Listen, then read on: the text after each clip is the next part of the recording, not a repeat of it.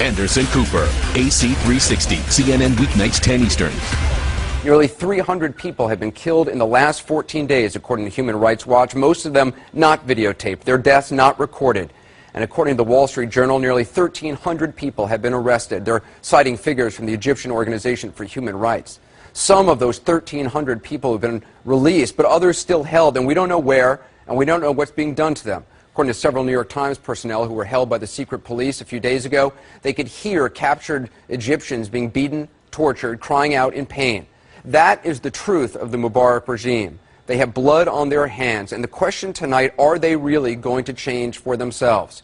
You're going to hear from our reporters on the ground in a moment, also in Washington, and we'll talk to Mohammed al-Baradei, a leading opposition figure. But we begin, as always, tonight, keeping them honest. And tonight we begin by focusing on the lies the Egyptian government continues to tell. Now, I know lies is a strong word. It's one we rarely use. We talk about different facts, but we can't think of another word right now to describe what the Egyptian government has been saying, because what they've been saying is the direct opposite of what they have been doing. The lies go back years, decades, of course, but we want to just focus on some of the ones we've heard in the last few days.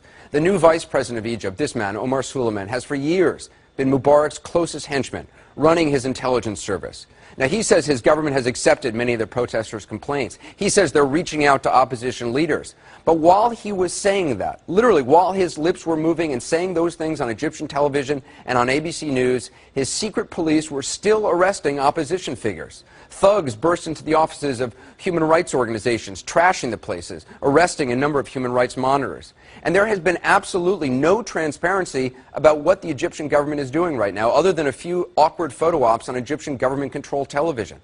The Egyptian government has denied any involvement in these kind of attacks by mobs on peaceful demonstrators and reporters. They say they have no idea how these things happen. But the Egyptian military stood there and let it happen. I saw that with my own eyes. We all saw that. And when they realized the protesters could not be beaten back by mobs and reporters would continue working, the military suddenly stepped in.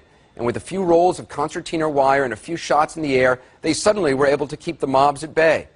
The Egyptian government says the military didn't want to choose sides, but the truth is they did choose sides. They searched peaceful demonstrators entering Liberation Square for days, but made no efforts to search or calm angry pro-Mubarak mobs as they descended on Liberation Square. Even while the government was insisting that journalists were welcome to report freely in Egypt, at the end of last week, we now learned that from the International Committee to Protect Journalists, 26 journalists have been detained since the end of last week, since Friday, 71 since the protests began, and those are just the ones they could count. So how can a regime that's operated under emergency powers for 30 years be expected to suddenly transition to democracy and act with transparency? Those emergency powers allow the Egyptian government to arrest anyone they want at any time. Take a look at what happened when Candy Crowley pressed Egypt's prime minister about this yesterday on CNN. Mr. Prime Minister, our reporters on the scene in Cairo tell us that while you negotiate about a democratic process, there are still arrests of local and international human rights activists as well as journalists. Why are you arresting them? No, I didn't understand you. I didn't understand you, Frank.